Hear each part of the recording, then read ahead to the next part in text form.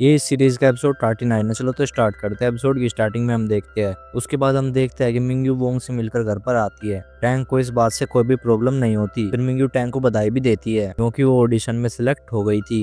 वो उसे अपने मोम डैड के डिवोर्स वाली बात भी बताती है। आज रात मिंग्यू की मोम उसके घर ही रहने वाली होती है। जब नाइट में सोती है तो रोने लग जाती है और मिंग्यू से कहती है, क्या तुम भी मुझसे हेट करती हो, लेकिन तुम मेरे लिए सब कुछ हो। ये सुनकर मिंग्यू उन्हें हक कर सो जाती है। कहते हैं कि आप भी मेरे लिए सब कुछ हो। मॉर्निंग में लिटिल ऑरेंज की मोम ने सभी के लिए फ्रूट्स भिजवाए होते हैं, इसीलिए लिटिल ऑरेंज उन्हें देने आती है। अभी जियान लिन के घर में से निकलती है। लिटिल ऑरेंज भी उसे देख लेती है। मिंग्यू उससे पूछती है, क्या नाइट में तुम लिन के घर पर सोई थी? और जियान उन दोनों को समझाने की कोशिश करती है, जैसा वो सोच रही है वैसा कुछ भी नहीं है। फिर लिटिल ऑरेंज को भी अपनी माँ से ये बात बताने के लिए मना करती है। फिर जीक्यू भी बाहर आ जाता है। जियान को फिर से जबरदस्ती करके अंदर ले जाता है। इधर जियान के डैड आज जियो की मोम से मिलने वाले होते हैं, इसलिए वो बहुत पहले से ही वहाँ पर जाकर जियो की मोम का वेट कर रहे होते हैं। जियो की मोम वहाँ पर आती है तो जियान के डैड उनसे झूठ कह देते हैं कि वो अभी ही यहाँ पर आए हैं। उसके बाद वे दोनों लाइब्रेरी में जाते हैं बुक्स पढ़ने के लिए। वहाँ पर जियो की मोम जियान के डैड को टीज भी करती है उस लेडी का नाम लेकर, लेकिन जियान के डैड कह देते हैं कि वो सिर्फ उनकी फ्रेंड है।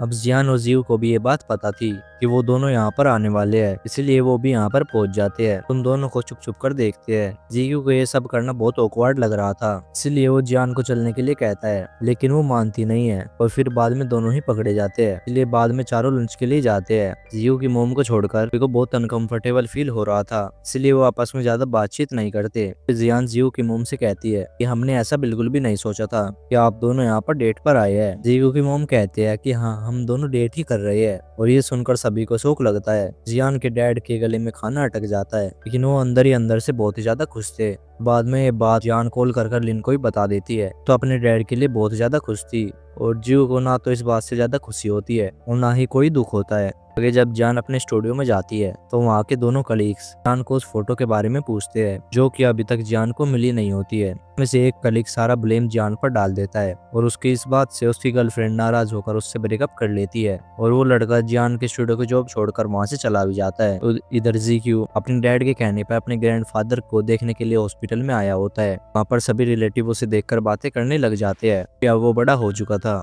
किसी के भी पहचान में नहीं आ रहा था। फिर जियो के डैड उसे अकेले में बात करने के लिए लेकर जाते हैं। उससे पहले तो जीक्यू उन्हें उनके पैसे लौटा देता है कि उन्होंने जियो के अकाउंट में डाले थे, लेकिन जियो के डैड अभी भी यही चाहते थे जीक्यू फिर से उनके साथ रहे और उनकी फैमिली को एक्सेप्ट कर ले। लेकिन जीक्यू इस बात को मानता नहीं है। वो कहता है कि आपने अपने फायदे के लिए हमेशा मेरे सामने एक शर्त ही रखी है और आज भी मेरे फोटो के लिए आपने शर्त ही रखी थी, इसीलिए मैं यहाँ पर ग्रैंडफादर से मिलने के लिए आया। और बाद में जियो के डैड ने वो पिक उसके फोन में भेज दी होती है, तो कहा था कि आज से हम कभी भी नहीं मिलेंगे। टैंग ने अपने मोम डैड को घर पर अपनी न्यू जॉब बताने के लिए बुलाया होता है। टैंग उन्हें बताती है कि उसे इस एक्टिंग वाली जॉब से कितनी खुशी मिलती है, लेकिन उसकी मोम उसके इस डिसीजन से बिल्कुल भी खुश नहीं थी। अपनी मोम को बहुत ज्यादा समझाने की कोशिश भी करती है, लेकिन वो गुस्सा होकर वहाँ से चली जाती है। लेकिन टैंग के डैड हमेशा से उसे सपोर्ट करते हुए आए हैं और आज भी उसे सपोर्ट करते हैं और वो उसकी इस जॉब से बहुत ज्यादा खुश भी थे। फिर जियान के स्टूडियो में उसका एक्स बॉयफ्रेंड आता है और जीक्यू ने वो पिक उसी टाइम टैंग को भेज दी होती है और उन दोनों ने मिलकर जियान की प्रॉब्लम सॉल्व कर दी थी। पिक मिलने के बाद सभी के सामने वो इनोसेंट प्रूव हो गई थी।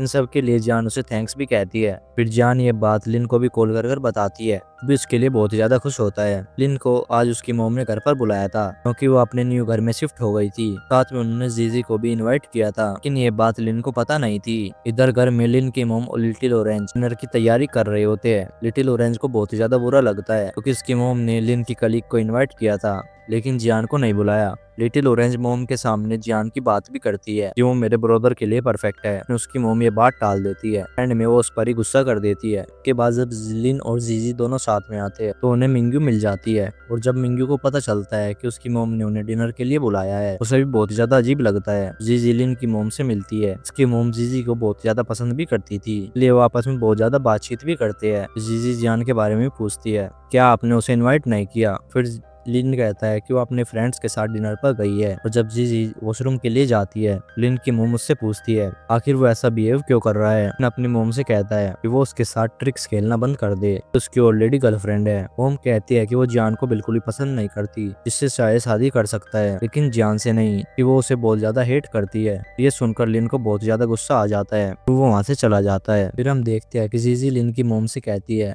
कि मैंने हमेशा से लिन को अपना छोटा भाई माना है। वो उसे लिन के और जियान के रिलेशनशिप से कोई भी प्रॉब्लम नहीं है। फिर जीजी उनके चाइल्डहुड के बारे में बात करती है और इसी के साथ यहीं पर एपिसोड खत्म होता है। अगर आपको वीडियो अच्छी लगी हो तो वीडियो को एक लाइक जरूर से कर देना और चैनल को सब्सक्राइब भी कर लेना। चलो तो मिलता है अगले एपिसोड के साथ। Bye bye.